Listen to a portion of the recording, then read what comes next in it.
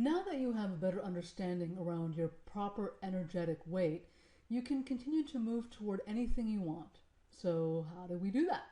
Well, let's keep a few things in mind. Whatever we're paying attention to in our life is what the universe thinks we want more of. When we say yes to something, we bring more of that into our lives. When we say no to something, we bring more of that into our lives. When we say okay to something, we collapse that which we do not want, which then gives us more space to ask for what we do want and say yes to the things that we choose. So, who has the ability to change your attention? Who has the ability to say yes to what you want? Who has the ability to say no to what you want? Who has the ability to say okay? Look in this rearview mirror for just a moment. Who do you see? You and only you. You have the ability to change your attention. You have the ability to say yes to what you want. You have the ability to say no to what you want. And you have the ability to say okay. Of course, there will always be external references vying for your attention, always. This is a planet filled with fun and interesting things.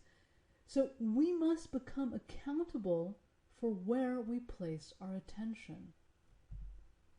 And just like in meditation, as thoughts surface and occupy our mind and distract us from our attention to breathing, so does the world around us. And when those thoughts arise in our meditation, what do all meditation teachers say about that? Acknowledge them, honor them, allow them to appear, and then bring your attention back to your breathing each and every time for however long over the course of years. And we can apply this very same concept to how we choose to show up in the world and hold ourselves accountable to where we decide to place our attention.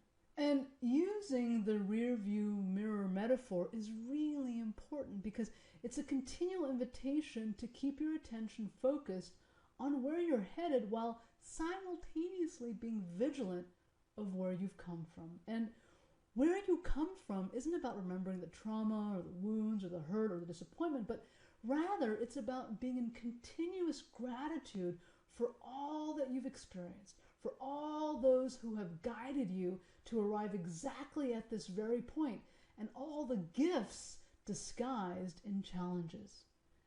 I remember not too long ago living in a small commuter room in Menlo Park, which is in Silicon Valley, while I worked as an internal consultant at Facebook. After leaving Facebook and traveling around Southeast Asia for 2 months, all I wanted when I got back was to move to Marin, which is just north of San Francisco. There were numerous reasons why I wanted to move and many logistical challenges about why it wasn't the most prudent thing to do. The number one being I no longer had a job, as I was busily writing this content and building the iRestart team. So I just kept putting that desire aside, even though I was so far from my loved ones and my core team, at least an hour in any direction, especially during traffic. So, as it was to be out of the blue on May 29th, 2014, the woman who owned the home where I rented a small room asked me to leave. It's a really long story, but I had been clear from the beginning, the moment I got back from Southeast Asia, that I wanted to live in a very small place in Marin right on the water. Here is a view from my deck, where I spend a lot of time thinking about things and where I ended up writing the rest of the content for iRestart. Had that woman not asked me to leave, which created a tremendous amount of stress for me, I don't think I believed in myself enough at that time to take the risk and look for a place in Marin. Once I moved in, I kid you not, I woke up every day being incredibly grateful for this place, down to the beautiful tile in the shower. So, if you're the one that can shift your attention over and over and over again, then you're the one who's your own creative director. You are the one, in essence, who has creational authority. There's a great skit with Jerry Seinfeld and another comedian, Brian Regan, who are sitting at a diner, and the series is called Comedians in Cars Getting Coffee. So Brian has this Cirque du Soleil bit he's working on, and he wants to run it past Jerry. At the Cirque du Soleil meeting, here's the bit. At the Cirque du Soleil meeting with the creative director, who is someone who never says no to anything or to anyone, he's asking ideas from the team. So they just start throwing out wild and crazy ideas. And every time an idea gets shouted out by someone, the creative director just says, yes. And the skit goes on for a really long time, and Jerry and Brian are laughing hysterically. Personally, it must be because I'm Canadian, but I didn't find it funny. The point of telling you this story is because if you are the creative director and you are saying yes to everything in your life, and there are things that you might feel are a little too wild and crazy, you can change that. And how you change that is by interrupting the pattern or the experience you're having.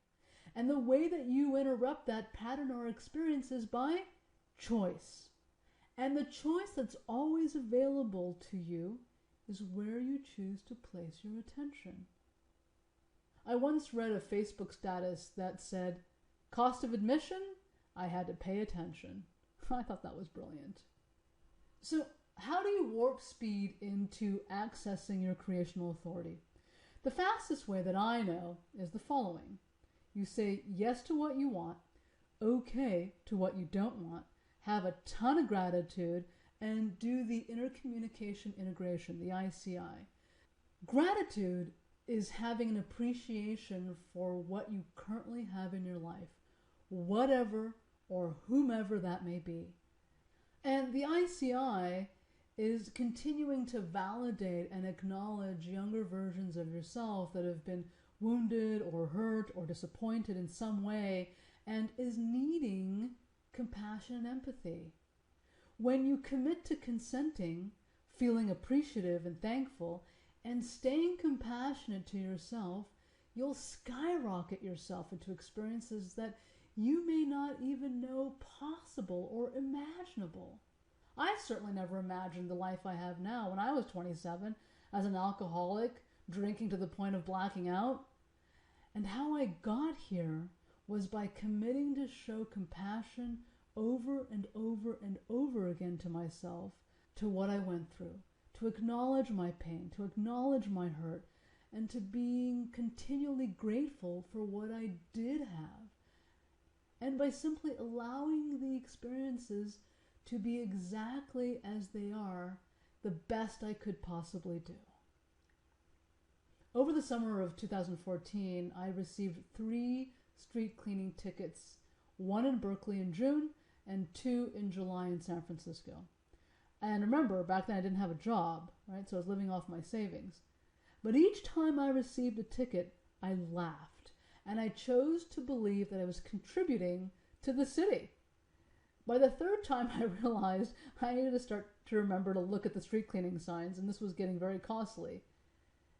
But I still chose to be in gratitude. These experiences prompted me to be more conscientious when parking in San Francisco and Berkeley. But the choice point was I never got upset or angry. When we doubt something isn't going to happen, we're scared. We're stepping into a place of contraction. And we have not yet reconciled a relationship with a younger version of ourselves that is having that experience. Jetta Molly says, doubt is the impression of lack. If you doubt something will happen, you are having the experience of lack of confidence. Understanding the version of you that is doubting is critical, and moving toward that level of integration is crucial. Using the rear view mirror metaphor again, when we honor where we have come from, we give light and validation to our younger versions of ourselves. This is how we move into a more integrated self, a more whole self. And when you have greater access to yourself, you'll feel more empowered, more confident in stepping in as your creative director and owning your creational authority.